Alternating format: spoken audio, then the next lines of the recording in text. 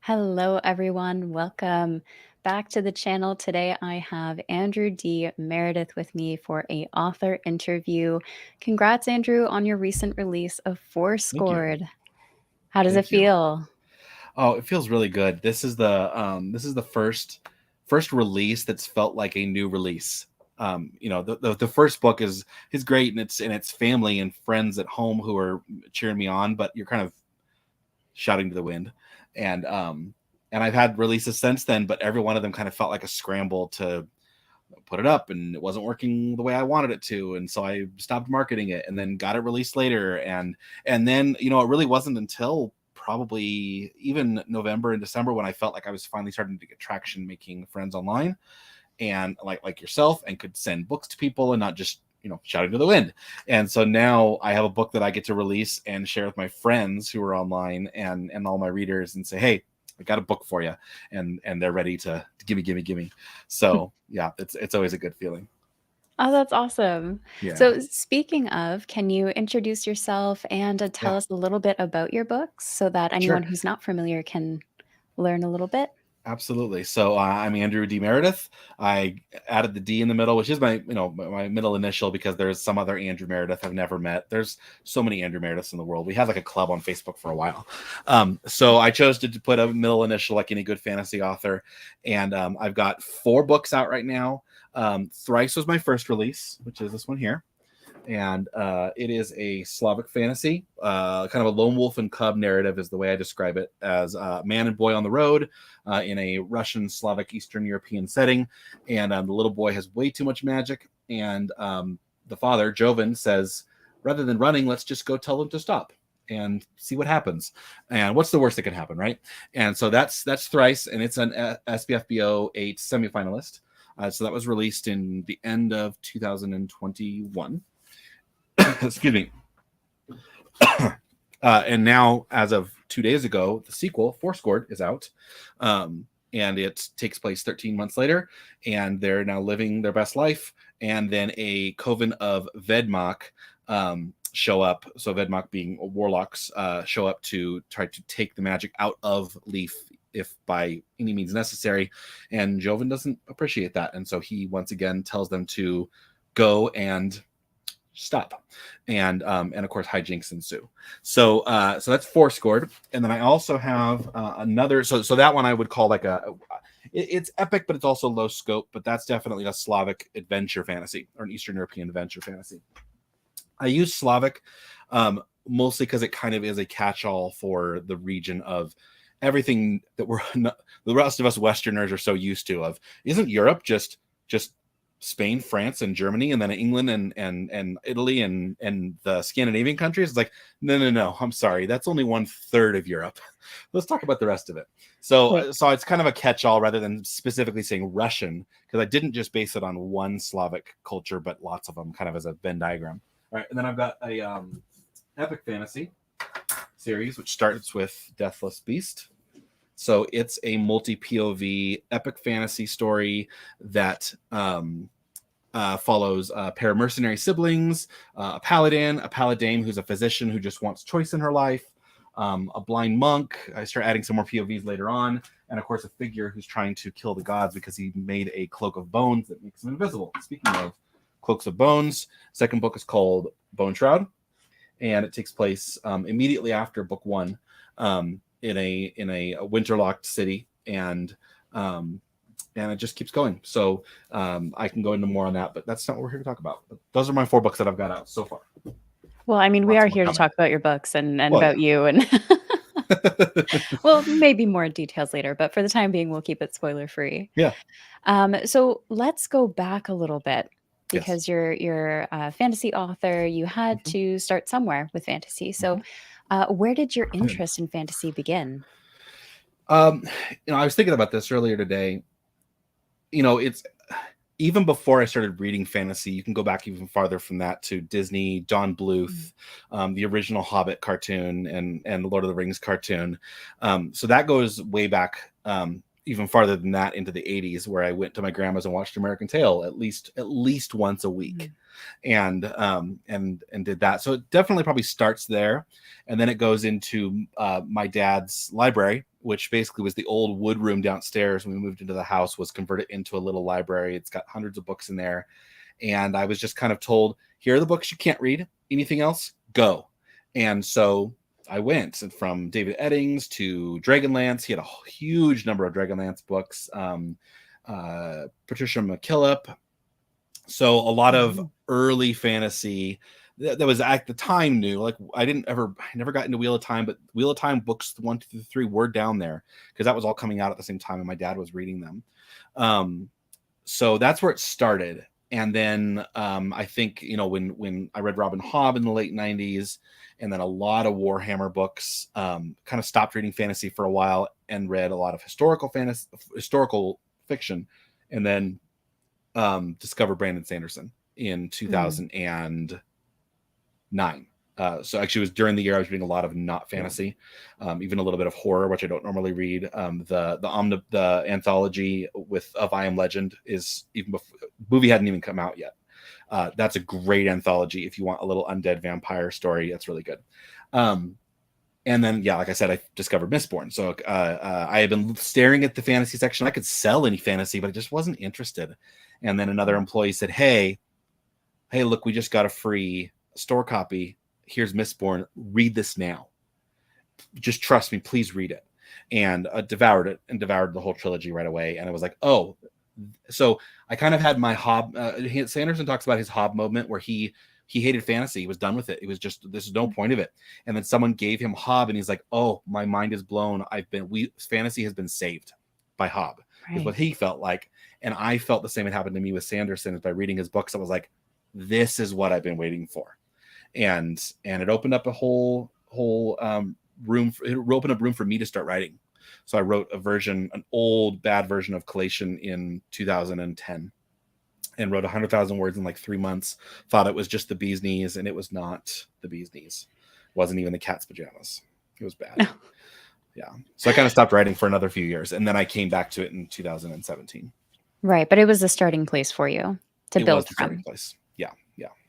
So when you realized that it wasn't quite the bee's knees that you thought it was, when you had that moment, did you look into any writing tips? Did you look into structure stuff? What was it that helped you build it into something that you have today? Yeah, Brandon Sanderson came to the rescue again.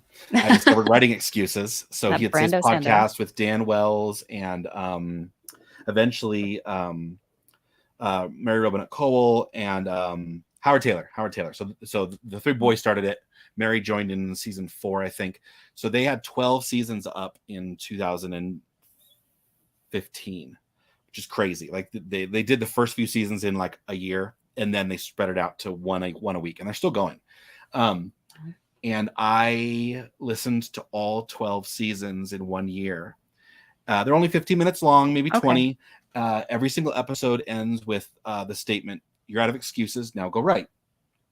And I had an excuse. I had the next episode.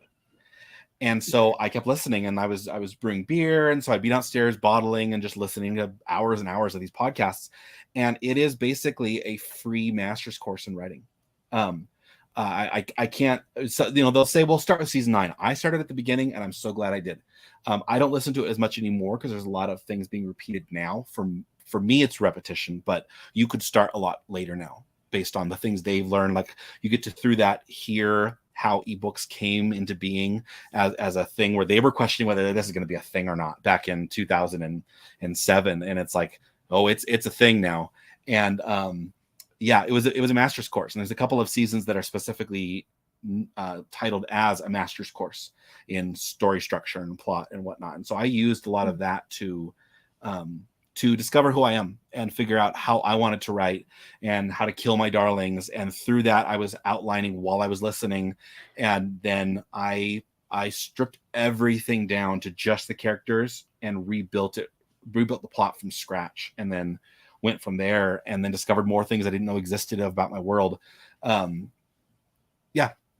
what happened. It was a absolute godsend to have that podcast. And there's other websites and stuff I've read through now, but that was what got me. Yeah.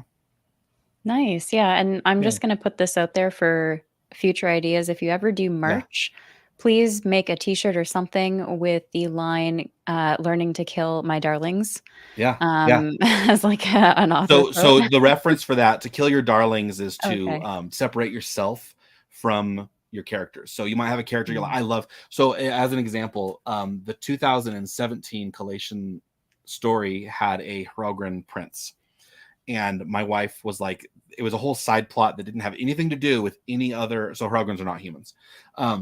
It had nothing to do with the plot. It was just this other plot that was happening at the same time. And my wife was like, you gotta remove him. And I'm like, no, it's perfect. It's wonderful. And I love Dratch. You cannot do this. I cannot take him away. And I got mad and huffy and went away thinking about it for a few weeks. And when I came back, I was like, yeah, you're right. I have to kill my darling. I have to remove that plot from the story. I'm still going to tell Dratch's story. I've actually started writing more stories about him as a totally kind of a side quest novella series. Oh, nice. But I had to separate. I had to separate that. I had to do things like change. Ralia is now Ralia. Ralia used to be Rawl because it was a complete stand-in for me, and I had to kill that darling. I had to remove that Gary Sue and make her a secondary character to her brother Hannon, so that I could take a few books to get to know who she was as her own character, and not as just a version of myself. Right. So that then later she can have agency as a character and not be a Mary Sue or a Gary Sue. So Right. Yeah. Interesting. So it really is like you do have that level of attachment to your characters, of course, that your readers would, where you build that level of attachment. And sorry, but and I don't write grimdark, so don't kill everybody. Yeah, some people are safe. Okay. So let's go back a little bit, because it sounds like you grew up in a reader's dream with a dedicated library. Yep. Out of that experience, do you have any of those books that stood out to you? Any favorites to this day? I brought a stack. Oh, okay. You came prepared. I did come prepared. So let's go way back in the Wayback Machine to this is a book that was a huge inspiration to me as a kid. It was The Brave Little Fox. Oh, cute. And it's a story about a fox who decides she's going to run away from home, and her mom starts giving her tools to defeat her imaginary monsters. Like, I should just read this sometime on my channel. Yeah, she's going to run away, and so she gives her a coat so she won't be cold in the mountains when she fights. And she needs honey to stop bears. And so at each thing, the daughter brings up the things I'm gonna have to face, and mom is scared, and she's like, nah, don't worry about it, mom, I'll bring honey with me and sate them. And then I'm gonna be attacked by tigers, and so I'll have a drum to scare them off. And so she goes through, and she just has already had all these solutions for the plot of her imagination. So it's called Little Fox. Little Fox goes to the end of the world. That's really cute. I mentioned, of course, you can't go wrong with Lord of the Rings, and this is my special copy that is The Return of the King, signed by the king himself, Viggo Mortensen. Oh, yes. So he came into my bookstore I was working at, and I got him to sign a copy of him. So this is one of my babies. Stephen R. Lawhead's been in my house. Was in that library, not this version, but so he wrote retellings of the Arthurian cycle, taking place in Wales. So Delesian is about Merlin's father, who's a Welsh druid instead of a dark evil elf fairy like in a lot of the stories, and he ends up marrying an elf. Well, the elf is the other POV, and it's actually an Atlantean, and Atlantis crumbles, and her people come to England, and of course they're perceived to be as elves, even though they're just humans. Really good 4-book series about a Welsh version of Arthur. Nice. Let's see, what else did I bring? Okay. During when I quit fantasy, I switched to historical and read Pillars of the Earth and Name of the Rose, I think in order, like one after the other. Wow. And these absolutely are inspirations for my paladins. like after I read this, I was like, this is what a paladin's supposed to be.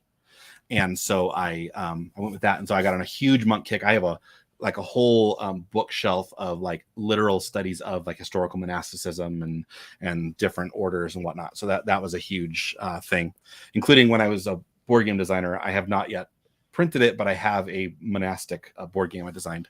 Almost got it sold to a big company, but it just didn't work out. Oh, that's too bad. P.G. Wodehouse, talk about him often.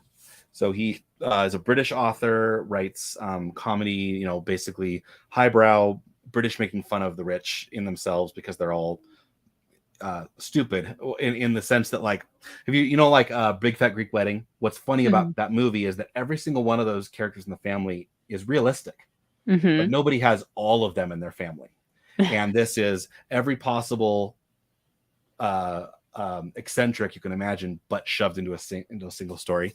But the PG and he, the author, was considered to be probably had as much command of English as Shakespeare did. And so it's just he'll make you laugh for the fact that he'll start a quote and then drop it halfway through because he knows you know the quote, and if you don't, who cares? And not like if you don't, you're stupid. No, it's if you don't, who cares? Because I'm not here to tell you Shakespeare.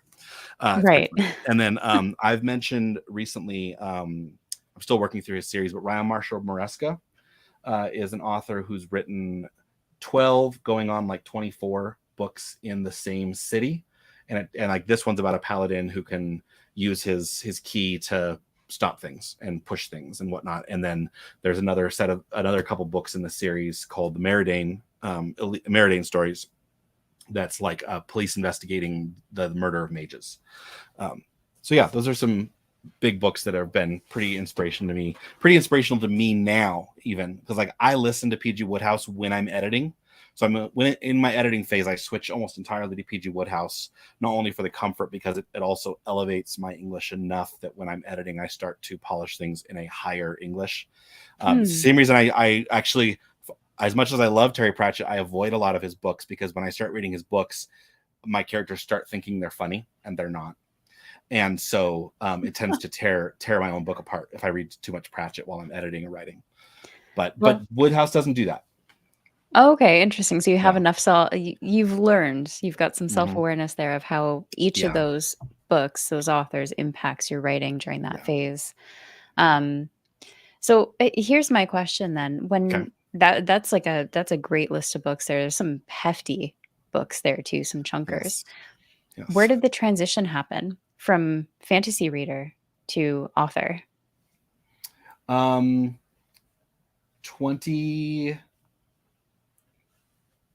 2017. After I finished listening to the Writing Excuses podcast, I was thinking about, like every one of us, thinking about writing, but I wasn't actually writing. And the beginning of 2017 was a pretty traumatic year for me because my grandpa died and he was really important. So there was a lot of me writing as a means to balm myself. And you see a lot of that, especially in the Collation saga, the passing of baton from generation to generation. Is a theme because of that, because he was the first of 4 and I'm down to 1 now over the course of 4 years. And so it's been a growing experience for me, and I'm able to use that in what I write to capture the proper passing of generational baton. Right. Yeah. Well, I am sorry to hear of your grandfather, but I am happy to hear that you found a very soothing way for yourself to work through that grief, because grief is different for everyone, right? It is. And now so many of us have adventures to go on as a result of it. Exactly. Yeah. You are also a man of many hats. You are a baker, an audiobook narrator, a YouTuber.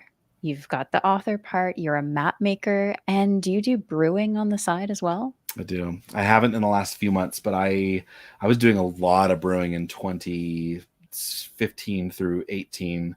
I was brewing with another friend of mine, and I was probably doing 2 or 3 batches a month, and then passing out as much beer as I could to everybody. And then I moved out to a farm in 2018. Yeah, 2018, and uh, could not brew in the winter because I had to be outside to brew, and it was frigidly cold. And so I stopped. I basically only did it once a quarter, and only in late spring, summer, and fall. And so that, Mm. and I was the only one drinking it too. So it really reduced down to very little. But that knowledge is still there as a hobby, and I can dive back in. I can dive back in at any time, and I was able to use that. Like I use that in my writing with uh, how I learned to brew actually inferred how I learned to write, in that I try to remove as many barriers of entry for myself. So like I did not have a lot of money to brew with, and so I did everything I could to make sure that I was using, while I was using really cheap equipment, what can I do to control to make sure things don't go bad in the brew. Same thing with writing. I Mm. can't, I don't have the money to pay for every stage of editing. So what do? I have to make up for that myself by having alpha readers, beta readers, and then start spending money on editors at the end. But there's nothing wrong with someone at the very beginning spending that money because they want to get it going faster, because it can be faster to pay an editor to do your developmental edit whatnot. So I've Mm. kind of used that as a way to inform a method. Right.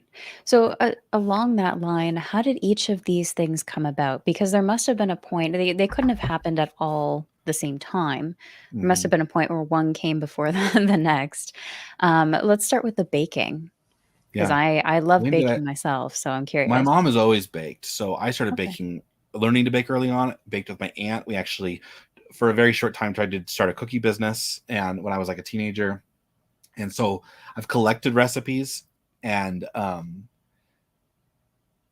and I also don't mind messing things up and eating my mistakes. So I will do things and mess it up, and yeah, and then eat my mistake. Eat a piece of bread that I forgot to put salt in, and it raised. It looks like bread, smells like bread, does not taste like bread. So what do? You eat a few bits, you freeze it, you make it um, into stuffing, whatever you got to do. So, um, but then when I started brewing too, that informed my baking, because then I could start using my yeast because I was collecting yeast, like storing yeast and reusing it over to save my money, and using that same yeast in my bread to get a different flavor profile from my breads. So, and you go into a coffee or not coffee, pizza class, and she was talking about using this type of yeast, and I'm like, we should be using beer yeast and not boring yeast, because now we've got another profile, and now your bread tastes differently. So it kind of grew from that. I collect hobbies like a I'm so bad at collecting hobbies. Like I'm bad because I keep doing it.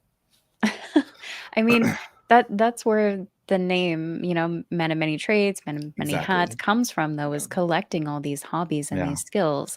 And like you were talking about earlier, one can impact the other, Hmm. right? Like Sure your can. beer going into Yeah. the yeast, and how the beer making ended up going in with, your mentality for Hmm. publishing. Yeah. Um, what about, the narrating? Because you we talked a Yeah. bit about your writing and your publishing, but how did the narrating come about?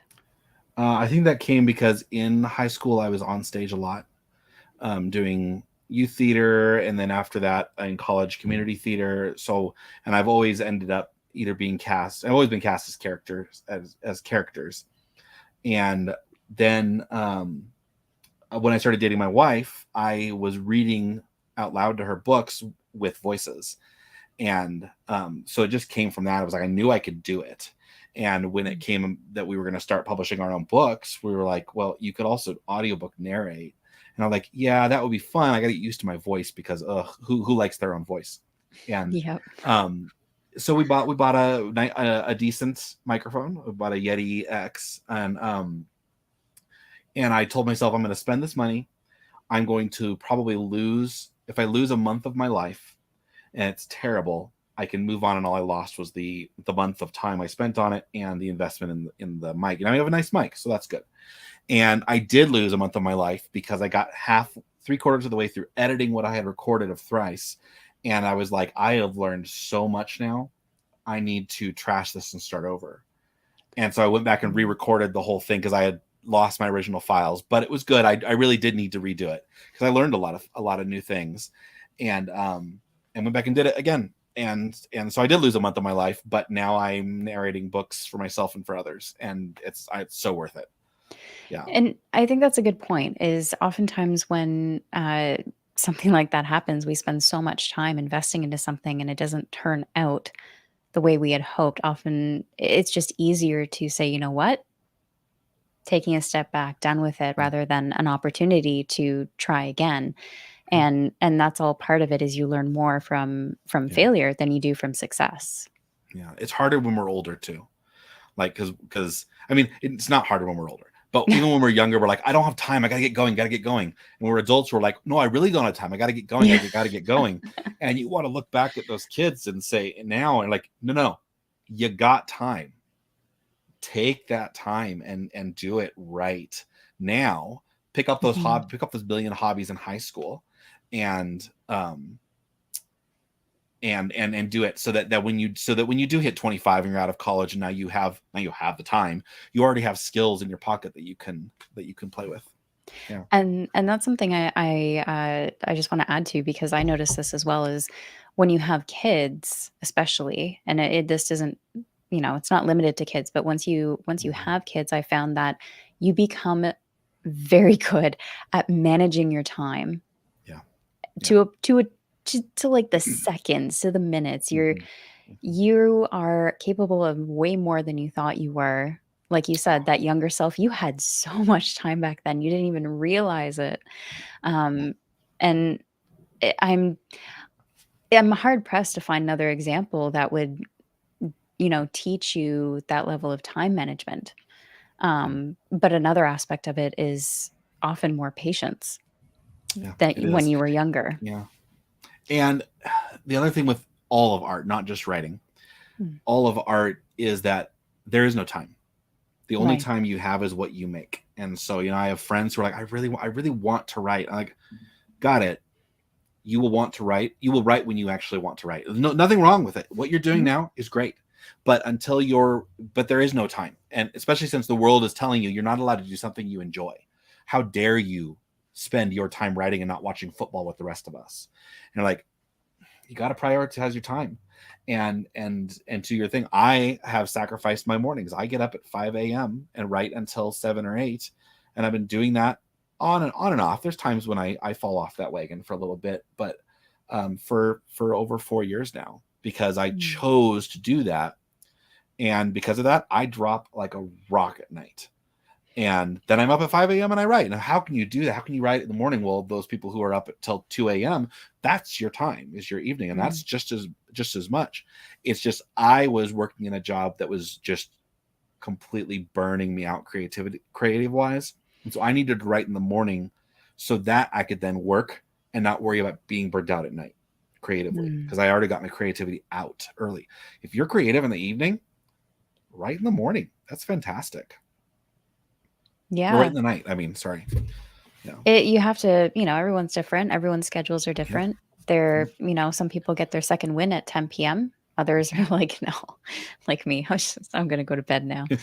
Um, And kids whereas- change everything too, right? Like yeah, if you don't have mornings or evenings, you have 5 minutes here and 5 minutes here and 5 minutes here. yeah, Can you get yeah. can you get 100 words in 5 minutes? Probably. Uh, Can you you know, string it together and be thinking about it while you're stirring spaghetti? Probably. can I try and And do like speech to text while my child is screaming absolutely. in the background? Oh yeah. Maybe. Yeah. Yeah. Every few Which is a lines will thing. be You can do screaming. that. Yeah. Yeah. There's authors doing that. There is. I did a interview with Michael Michel, and that was how he did most of his book. I believe was he Okay. did Yeah. speech to text. Yeah. Um, and the next one was map maker. How did the Yeah. map making come along? That came from wanting to be a fantasy author even back as a little kid, and drawing maps and working on that and finding other ways to draw maps. And then my degree was in studio sculpture, because I was going to be a miniature designer, I thought, or a comic book artist, I thought, or fantasy author, I thought. So I spent a lot of my college like making world building notes. So that's why Galatian Saga is so extensively world built, is because I spent 25 years world building it. I don't advise people do that, especially since I've learned how to do it better now since then. Um, but so map making came from that. So I had all the materials to make maps with, and started playing with them um, in my early marriage. art time and just playing around while we're watching a movie or whatnot. And I've made some decent maps and then learned more techniques. And so when I started doing maps now for my books, I've learned to do ones on computer, but I still wanted to do some ones physically. And so that's where Happy Mapsidents comes in now, is that I can do hand-drawn maps and teach people how to do them. And I'm not the best in the world. I can point to some other artists who even have channels or TikToks that are just insanely incredible. But that doesn't mean you have to be as good as them. And you can do really good maps with very little skill, as long as you just have an eye for detail and can focus. So Very nice. yeah. And into that, you're a YouTuber as well. Sort of working on it. I mean, I've got Happy Mapsidents, and I'd like to do some other things like some baking, and I've totally unrelated to anything I'm doing now, but I'm currently collecting bricks off of like Craigslist to build my own barbecue outside. And I might do like live bricklaying. I don't know. Who knows? Some author can use it sometime and not have to go out and lay bricks themselves. And it might be fun to just put my camera up and work on that, but we'll see. Well, and there's I would say do it, in the sense of, if you can use it, great. If you choose not to later on, then at least you have it, right? You can't go back and re-record it unless you want to take the whole thing down and start from scratch. Don't want to do that. No, it would cost too much. So we talked a little bit about you can always make time. Mm-hmm. But how do you balance all of this? That's a lot to juggle. Yeah, I have no idea how I do it. When it comes to hobbies, it's a matter of what I need to get done sometimes, or what I want to get done. Right now I'm not drinking a lot of beer, and I'm not brewing a lot of beer, so it's okay. But back when I was doing it, it was like I could go out right now and spend $25 on a 24 pack that'll last me less than a month, or I can spend $20 and make 50 bottles for for 12, and then I can spend $50 and spend 3 months making a batch. But then you start rolling it, and now you've got suddenly 100 bottles in your basement, and you just work your way slowly through it. And I saved a ton of money by doing that, and it's my own. So I think that's the thing that appeals to me with any kind of hobby I do, is what can I make that's my own? When I paint miniatures, I will sometimes paint for other friends. In fact, I have I owe some friends I need to paint, but I do it for me. I do it so that I can look at it, half the time not even to let other people see it. I'll have miniatures I painted and show another friend, like, it's nice. And I'm like, no, I impressed myself. I'm good. I'm so glad I did this. Yeah. I do my maps for me. I do my bread that I make for me, to be able to, to be able to brag and say, it's one of the reasons I don't play as much video games anymore, because you can't really brag about finishing a game. You kind of say, I finished a game, and they say, I finished a game too. Like, cool. And that's it. But with bread, I can spend 24 hours making 13 loaves of bread, and I can brag, I made 13 loaves of bread. 13 loaves, what are you going to do with that? I'm going to freeze it and eat it when I want it, because because bread. I understand that sentiment. I also love making. I'm not near your level of bread making, I don't think. I'm not near my own level either, so okay. But I will make bread, and I get the comment of, well, there's store-bought bread on your fridge. I'm like, that's fine for whoever wants to eat that, but that person is not me. Yeah. I don't want to eat that. No. I want my bread. And I'm curious, with all of these hobbies, which one had the biggest learning curve?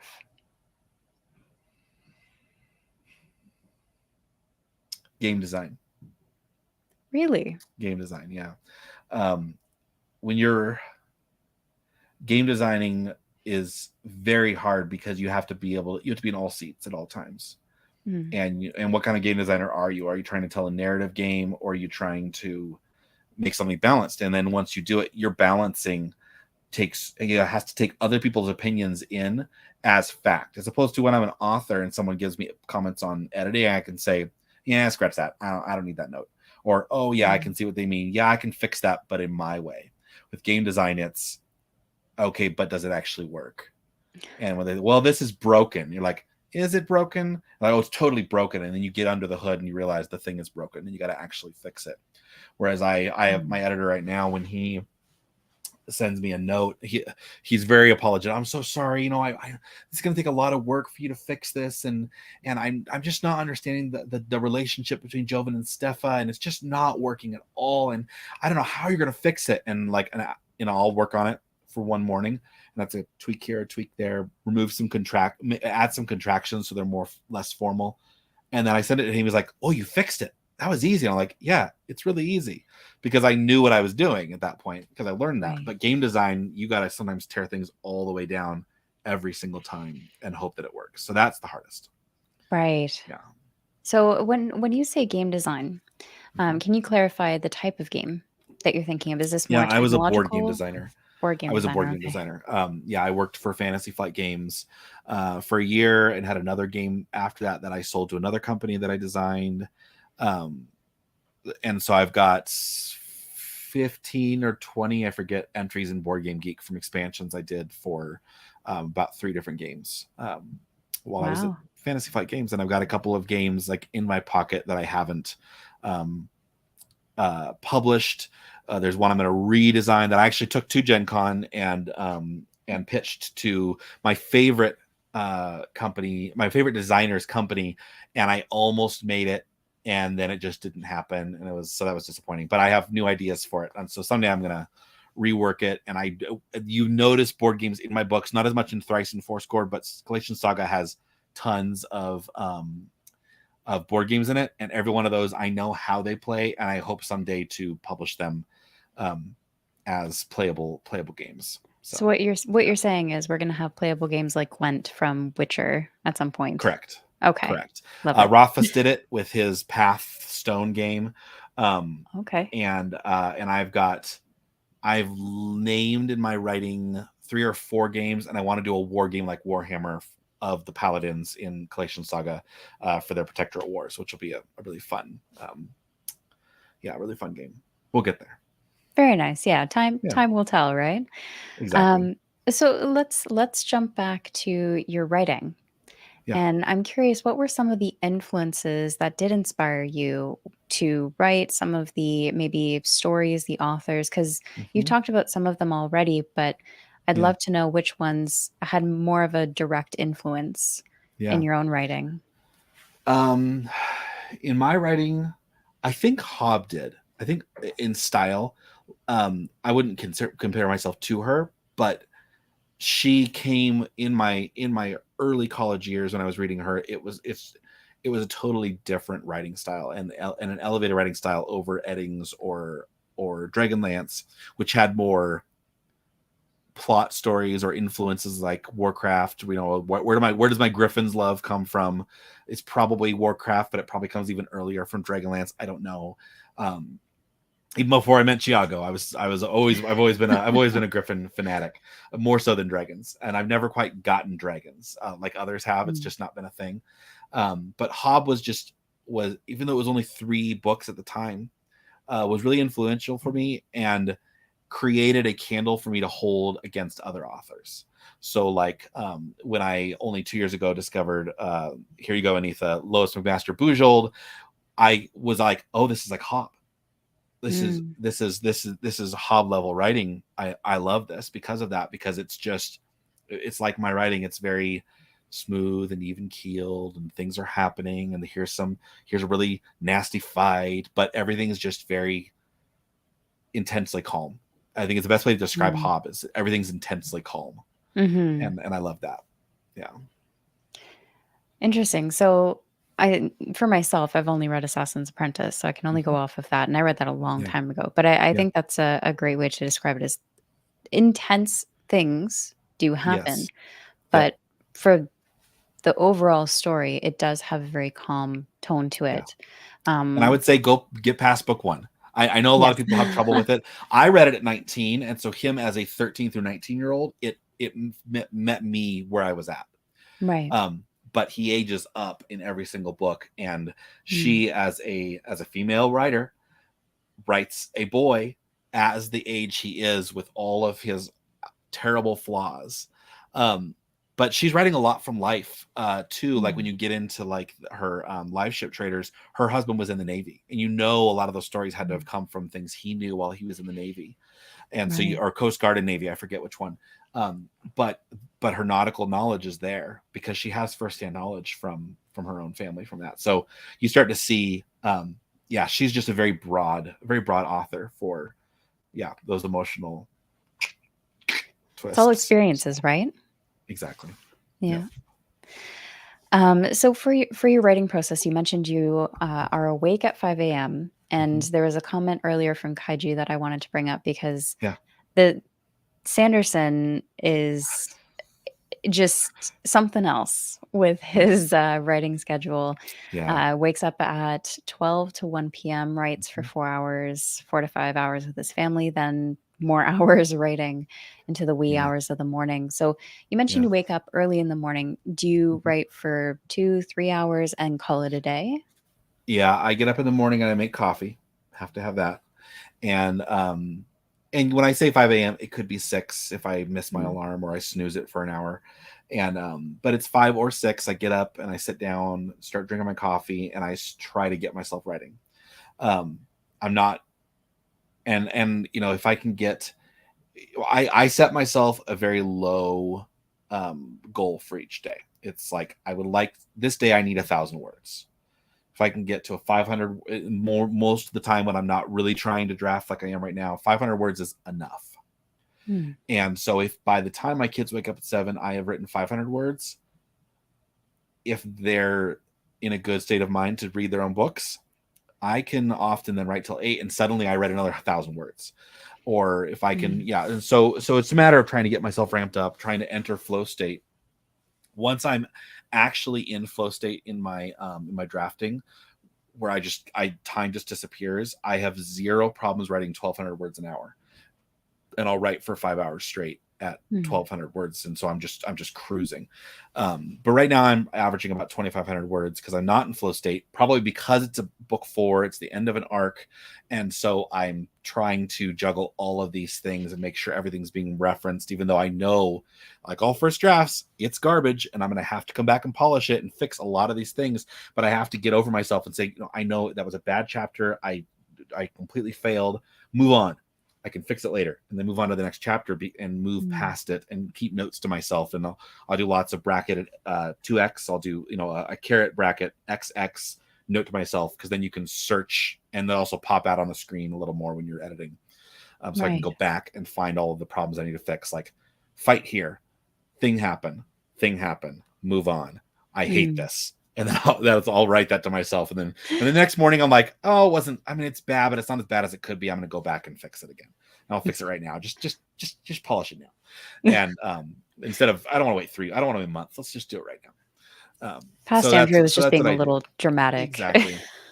Um, but the other reason I write at 5 a.m. is because if I can, if I'm really going really well, if you stop yourself in the middle of a thought, it will make you have to write at night as well, Mm. because you haven't finished the thought and you don't want to wait till tomorrow and forget it. And so by nighttime, you're like, ah, I'm ready to go. And so you'll write another 1,000 or 2,000 words at night. And then you're pulling 5,000 word days, which writes a book very quickly. Yeah. Right. Okay. Yeah. Um, all right. Well, I'm gonna take a sidestep here Yeah. into a question we got from Anitha, Yeah. and I'm just See, trying Nathan, to we're paying find. attention. Yes, we are. I am paying attention, Anitha. Um, I'm just trying to find it now. But it was the question around how did you come to find the BookTube and Book Twitter spaces? Yeah. It started as we all start, where I was just looking up booktube, and you know, you see the big names like, you know, Bookborn or whoever back in like Mm. 2020, and I was researching SBFBO and deciding whether I was going to be a um, um, an indie publisher, indie writer or not. And and then I entered SBFBO, which got me friends with other authors who were saying, you need to join this Discord and this Discord, and now I have 20 Discords I'm on. And um and then you start making friends with someone posting hey, my YouTube it's up today, and so you go and watch it. Oh, I like the cut of their jib, and so follow, and so you just start following lots of booktubers through that, and you start making friends with booktubers, and now you're all just part of one big happy family. So that's Mm. kind of how it happened. I mean, Anitha, I met her because I did a call out for I have audiobooks, and she said I'll take one, and then it was 6 months later, and she said I can't download it, and I found out that my Findaway Voices had changed who they aggregate through, and so the old link wasn't good. I gave it to her. She listened to it, and she said, "Oh, how did I miss you?" And now we're friends. So I mean, that's the thing, is timing is important. I don't care if somebody takes 3 years before they ever listen to my book or read Mm. my book, because timing is so important. Um, I don't want someone to be forced to read a book if I can help it. If they can find my book, it's like Wind in the Willows is a good example of is a book you should never force on a child. You should place Mm. it somewhere nice for them to find it, and if they find it, read it themselves, they walk into the world of fantasy without Mm. batting an eye. So yeah. Yeah, that's a good point. Is so many of us mood read. We pick up Yeah. what we want when we want to, and I know for myself in past that proved to be actually a problem that I need to work on now, because Yeah. I would start a series and never finish it because my mood would be all over the place of Yeah. what I Yeah. wanted to read. But then you're missing out on the rest of the series, or you're a book is sitting on your shelf for a while. But Yeah. it is important because the timing of when you pick up that book, when a reader It is. does decide to dive in, changes the experience entirely. It does. And depending on the person, like Yeah. one, like Hob, I have not finished all of Hob, and so I've made a demand on myself that I need to read one a year. Well, that means I have like 10 years I have to read the rest of it. And but when is the right time to be emotionally damaged by Hob is kind of the decision you have to make. And uh but a great example of the right time and the right reader would be something like the Banner Saga game is a really depressing winter tale. And if you suffer from seasonal depression, maybe play it in the middle of summer. But if you're like, oh, I love me some grimdark, play it in winter, because it is gonna stick you in the gut, and you're gonna love every minute of it as a beautiful game. It's the right person at the right time, but the wrong person at the right time is gonna hate that game. So Right. yeah. No, that's a fair point. Um, so we have a follow-up question here from Yeah. Troy. What does the D stand for in your name? So my full name, so you can bind me to your will, is Andronicus Davidicus Meredithicus. It's Andrew David Meredith.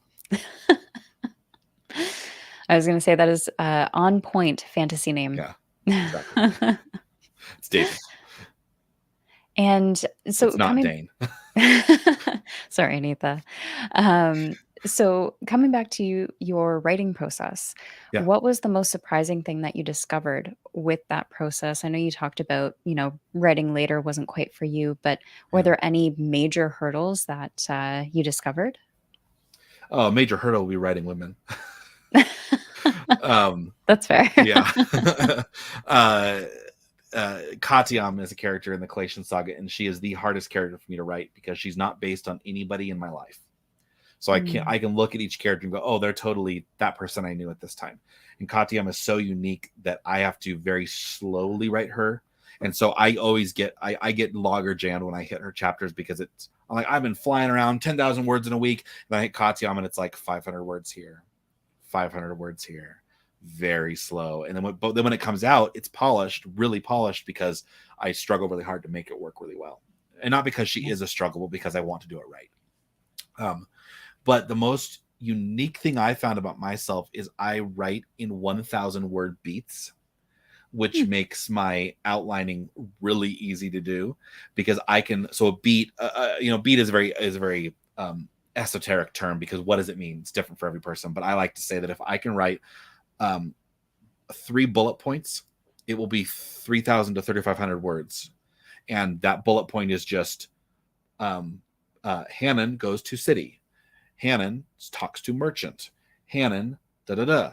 And then I've got an outline. And people are like, well, that's not a very detailed outline. Exactly.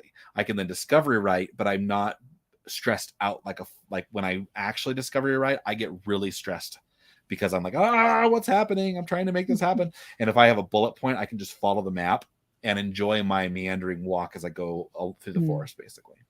So That reminds me of again Michael Michelle. He had said he's not a what is it, a planner or plotter?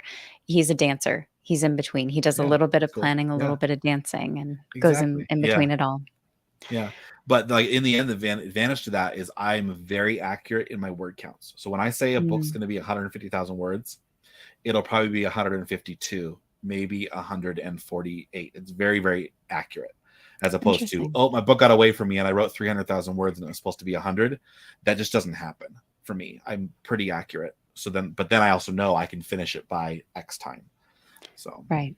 And you yeah. have it sounds like you have a clear vision of what you're looking for Mhm. from your books.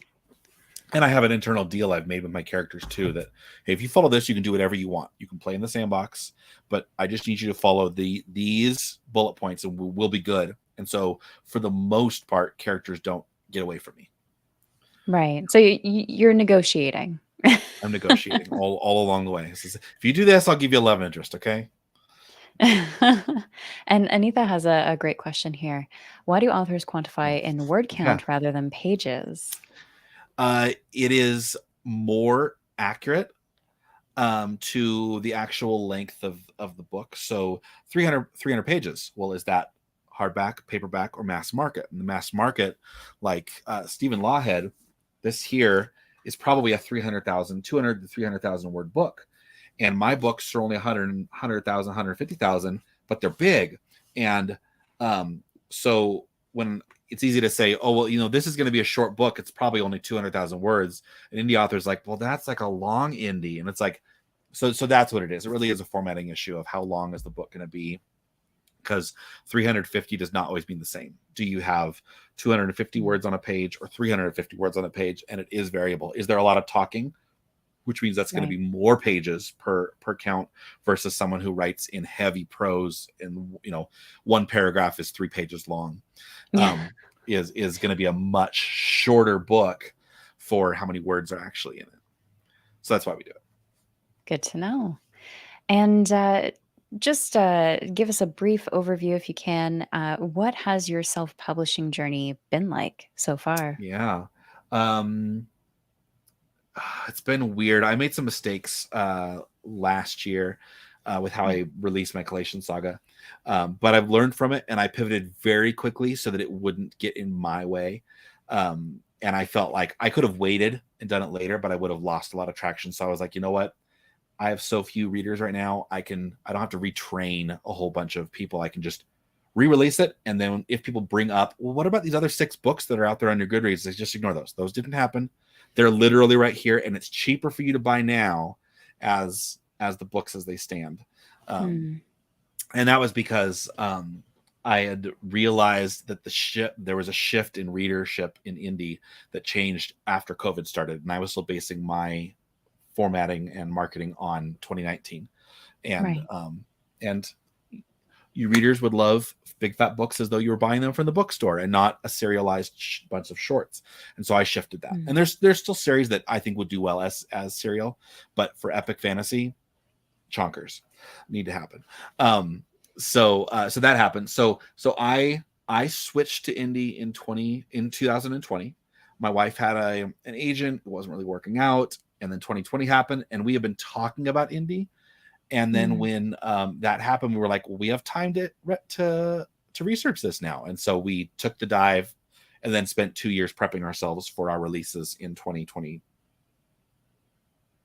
end of 2021 until now. So we're fairly new, we've not been around for a long time for how many books we have out, but it the number of books we have out are because we had been working on them for several years beforehand and are now basically releasing the backlog Hmm. as able, and then also trying to write at the same speed to keep up with it, which happens for all authors, Yeah. whether you're trad or indie. Is there's always kind of that stop of, I wrote a book, like, and then you wait a year and a half or 3 before it's out. But are you writing something else while you're waiting? Well, my publisher says I can't. Hmm. And so they end up having to figure out how to catch back up again. And indie is able to go faster because we're not waiting for anything. We can have it written, and theoretically you could a month later publish it if you have an editor who's working fast enough. Right. And so you can go really fast, but you don't have to. It's not important. It's just what's best for you. Yeah, Just be and that's the consistent. well, and that's the beauty of self-publishing or the indie publishing is you have that control. In that regard, you also give some great advice in some YouTube shorts or just short videos on the self-publishing journey. If you could give one piece of advice to an aspiring author, what would it be? Okay, I thought about this earlier. Can I give three, one for each age group? Sure. Okay. If you're under 20, write fanfic. Okay.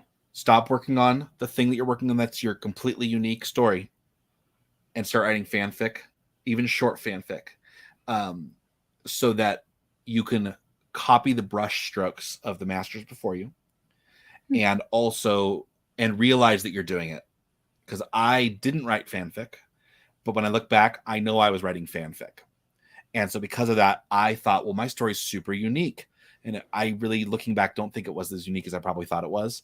But if I had done that, if I had fanficked instead, I could have then in college started writing my own unique stories and separated myself from the influences that I have. And influences are important, but you have to know what they are and be able to identify them.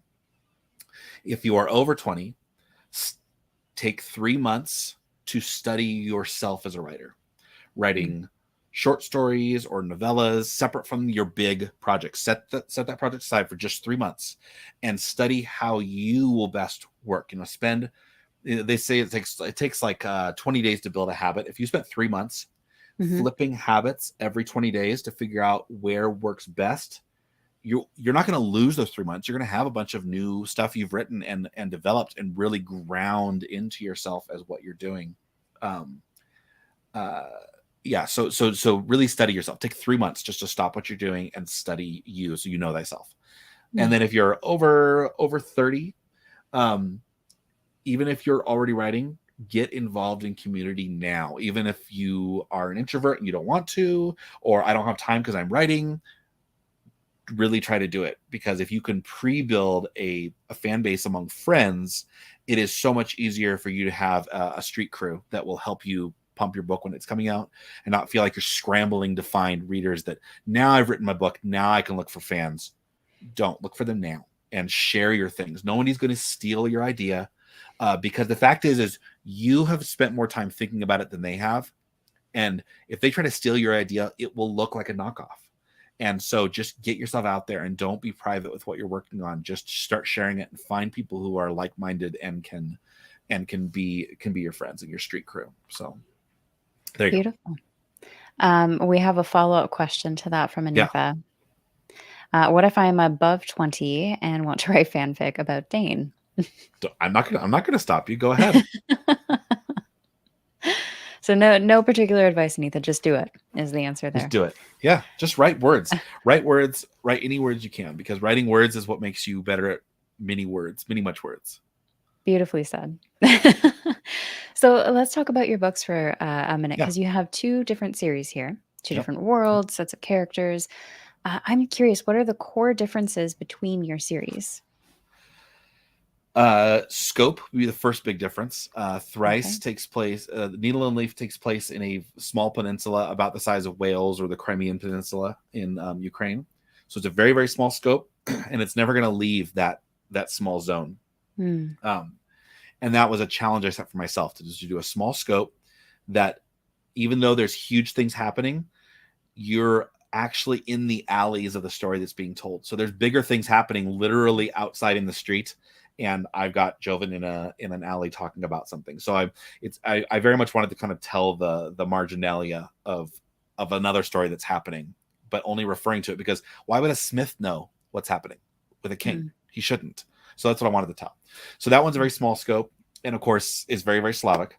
Um, and then the Kalatian Saga is a much bigger scope because it's epic, and it takes its time to tell a much slower story because it's telling from multiple points of view, and is much even though I still have some philosophical discussion in Thrice, um, the Collation Saga is very much a discussion of philosophies and the path that we all are walking on, and what does that mean, and how is that interpreted by different cultures, religions, races, you name it. So yeah, very much. Uh, Again, yeah, scope is in that case because it's really a continental and then eventually world-sized story um, about characters who really would probably rather be ignored by than be heroes. But Right. I'm gonna make them heroes whether they like it or not. Sucks to be them. That's right. So, what is it that you want readers to take away from each of these series? Um, a sense of familiarity and normalcy that can Mm, be found even in the middle of huge world shifting consequential events, um, and a sense uh, of coming to of making the right decision, mm, of through this. Who was it who was saying it? Oh, Stephen Erickson on Corey's channel was talking about how fantasy is metaphor made manifest. And that mm, struck me like a slap in the face. I was like, of course it is. I mean, you say you can't use metaphors to tell an analogy, right? And it's like, watch me. And that's all of us fantasy authors do is take metaphors and analogies and make mhm, them not only bad metaphors and analogies, but literal and make them mm, manifest. And so yes, I do have themes and undertones, and some of them I'm still discovering myself.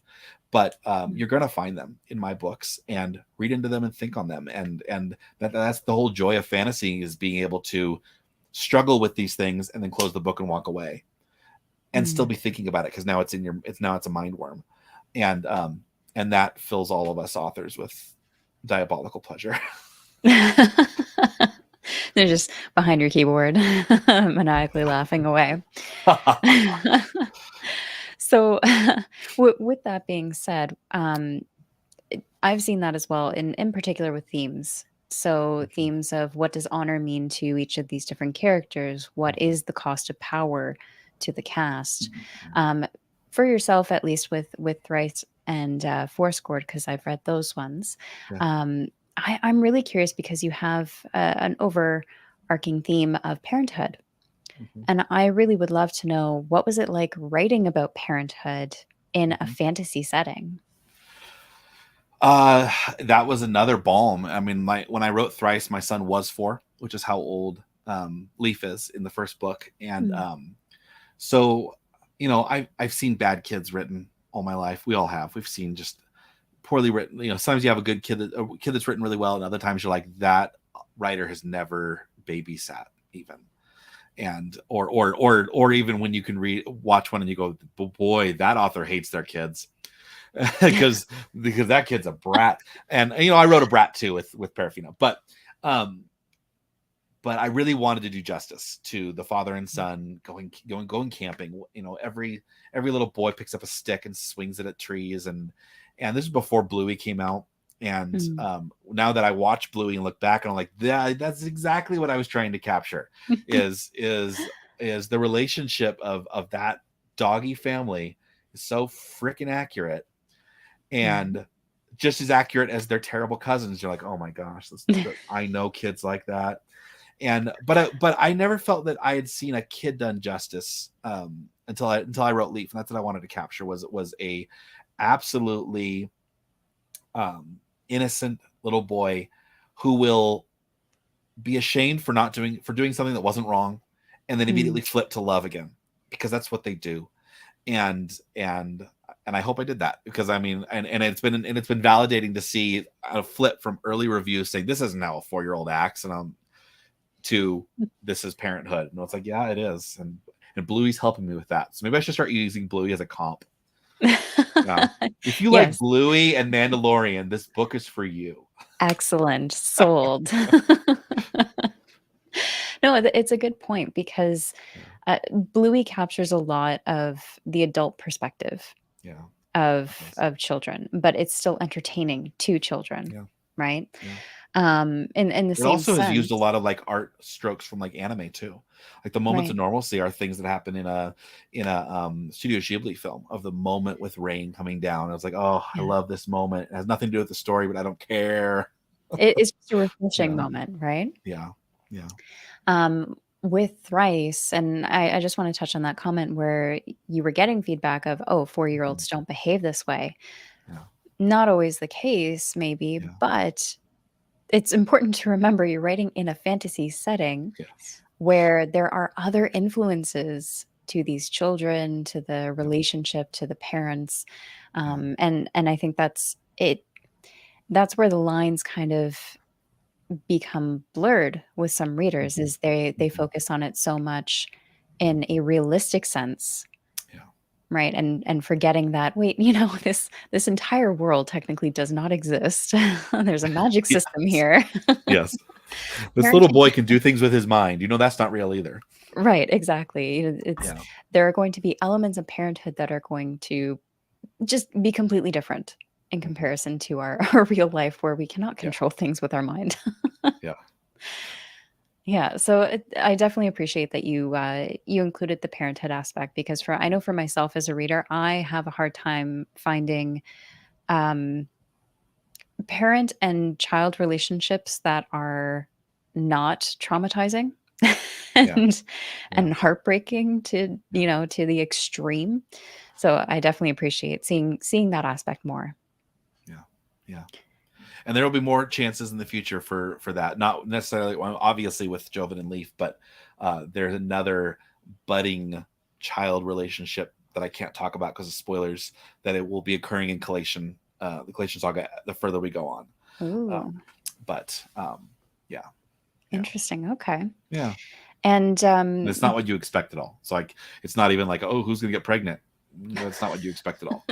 Yeah, just manifests from stardust. yeah, Um, so, just before we get into our last question here, I'm going to open up yeah, the floor to anyone who would like to put a question in the chat. Go for it. Now is your time to ask all your questions. And in the meantime, can you tell us what is next? yeah. Collation 3 will be coming out. I can say the title because I've actually put it up on Goodreads, but it's so the Collation Saga Book 3 is going to be called Gloves of Eons, and that will come out this summer. It could be August. I would like it to be earlier, but it will no latest. The latest it will be is this August. Okay. Um, I am currently writing book 4 of the of the Collation Saga, and that is hopefully coming out before Christmas, but probably more likely January or February of next year, depending on how fast I can write it. Um, I have some short stories that will eventually be coming out again at the end of the year, including a novella that I still have to finish writing. It's half written. That's a Collation Saga prelude, kind of a postlude to an era 70 years earlier. Um, so we'll have that coming out, but that will definitely come out by the end of the year. Um, and then I will probably a year from now is when the last part of the story of Needle and Leaf will be published. So I still got to write that though. I haven't even outlined it yet, but I should be able to get it out for May. And that one is I've not hidden its title. It's called Fife and Drum, and it will be out probably on 5/5. So Fife and Drum on 5/5, like I did with Four Scored on 4/4. So That that's what I'm shooting for. Yeah, excellent planning. yeah, And we have a question from Jord yes. as well. Andrew is the master of worlds. Is it hard to not show too much of the world? It can be. What I have discovered I do, and I don't know, I didn't realize I was doing it until people were pointing out that I wasn't info dumping. I'm like, I info dump all the time. Is because I separate it with other conversations. So as you and Mm, the way I described it is like when you go out for drinks with somebody, we don't just talk, but we're constantly just info dumping at each other, right? mm, But we will also do things like you're talking to me and I'm looking at the beer list and deciding what my next drink is, but I'm still listening to you. Well, we can use those lines like sticking wood into the fire to break up the info dump by lines. And so I realized I was doing like if a paragraph is more than 3 sentences, maybe 4 sentences, If it's longer than that, I'm dumping. And so I'll split it up in the middle with, no, he said, and then she said, oh, really? As she sticks wood into the fire, and then he continues to dump.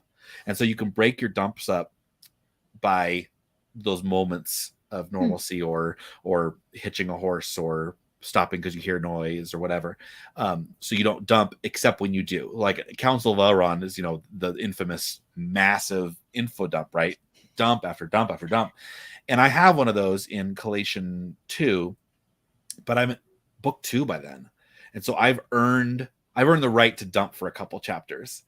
And so you kind of, it's all about earning your readers respect for, okay, I can accept this now. Go ahead, bring it on. Give me a big old dump, and we can then figure it out later. But doing it in the very first few chapters is probably not a wise idea. And so that's what I've done, is kind of figured out when is the best time to bring it all in, and earn equity with my readers through that. Right. So. Well, and timing is important, right? If you disconnect the info dumps from your story, it's going to feel out of place. It's going to be jarring for the readers. So it's a bit of an art to weave it in. Yeah, it is. And also this comment from Troy, Cinco de Mayo and new Needle and Leaf book. Looks like I'm reading drunk again. Yeah, again. That's the way you read. That's the best way to read then. We have a question from Kaiju. Yeah. Do you write while listening to music? And if yes, what is it? I just put in ambience. So not necessarily like sound nature, but like my number one is I put on like the Rohan theme, and it's just flyovers of the Edoras area that they have out there with like drones playing Rohan. And so that's a really easy, I'm not thinking of anything. If I don't feel like that, I'll put in like Lo-Fi Girl, or any of the Blue Turtle is a really good YouTube channel that's it's an animator, and he's curated music to play over it, but it's just this travel log. It's a wordless travel log of this this wizard traveling through the anime, or through an animation setting. Really cool. So it's called Blue Turtle. That's really good to do, and then you can kind of curate what kind of intensity you need, whether it's dawn or night or battle or whatever. So I'll do a lot of that. I don't listen to anything with words because then it's distracting. But yeah, so that's what I do, is usually some kind of ambiance or a lo-fi that will just give me something to listen to. Right. No, that's fair. And Kaiju would also like to know, what was your favorite book read in 2023 so far? The Traders We Are by Michael Roberti. I just read that a month ago, and I was very pleasantly surprised with that book. I threw some shade on Dune and probably got in trouble for doing that by comparing it to an improved version of the intrigue of Dune, which I could do an hour discussion on why I'm right. Nothing wrong with Dune. I just have a whole speech prepared on its general lack of intrigue. But it sounds like you're gonna have check it out. Sounds like you're gonna have to do a little guest spot on John Palladino's new channel, Hot Takes. Yeah. It's a big old hot take. Yeah. Yeah, Blue Turtle. Nice. Yeah, so if anyone else has questions, feel free to leave them in the chat. I do have one final follow-up question for you, actually. You were talking about your writing process and how you just go along with your writing, and if the kids are reading, then you got a little extra time to sneak in, and you'll come back and fix things later. What have you ever encountered the situation of staring at that blank screen and pumping out maybe only a few sentences within a half hour? And if so, how did you handle that? Every morning. Okay, and end of stream. So, excuse me. So, I work on like 5 projects at the same time, and I think that's what keeps me from getting too backlogged. A couple days ago, I just couldn't write, and so I switched to my totally off-kilter top book that I'm been struggling to write for like 3 years, and I'm like 2/3 through, and I'll put 1,000 words in and then put it away for 6 months. Right. And so I just put my book away.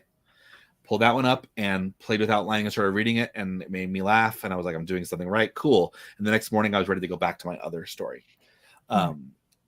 But the other reason I do that is so that when I do have a draft finished, I can hand it off to readers and work on something else and not be like waiting for all their notes to come back, because that's just torture. And so I will work on multiple projects at once. I only draft one thing at a time. So I'm not like writing, I'm not writing one book in the morning and a second book in the evening. I might write one book in the morning and edit in the evening, but I'm Right. not drafting in more than one book at a time. But I have, well, I can't, you can't see here, but there's a whole corkboard behind me of all the projects I'm trying to get writing, but they're Mm. all in my heads at some point, Right. but asking for time.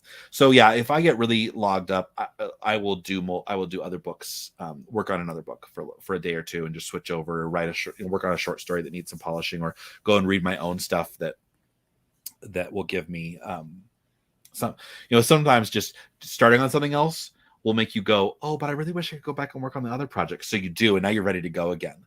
It's like Right. when they, for decisions, they say, okay, which two? Well, I don't know which one I want. And so you say, okay, pick one. And if you pick one and it's not the one you wanted, you're like, but I wanted the other one. Okay, cool. Then you have this one. And so Yeah. you force yourself to decide to work on something else so you can go back to the old one right away. Um, Mm. so that's how I get past it. Yeah. Oh, that's great. No, that's a great Yeah. tactic. Work on multiple things at a time, and then you Yeah. have choices. And don't Right. punish yourself for getting too little done. That's why Mm. you want to set yourself short goals. It's like 500 word goal. Anybody can write 500 words. It's not even half a blog post. But Right. if you're struggling through a really difficult chapter and you could only get 500 words in that chapter you're probably better because you got the worst 500 words out. And now you can move into the other parts of it. So set yourself low attainable goals so Mm. you can beat past them, way past them, or just meet them. That's okay. Meeting is great. And then you're still because it's still 500 words you didn't have the day before. And that's the key. Yeah. And we are our own worst critics, We right? are. We're harshest on ourselves. Yep. And I love this comment, Kaiju, as well. It's like reading multiple books at once too. Yeah. Yeah. Right.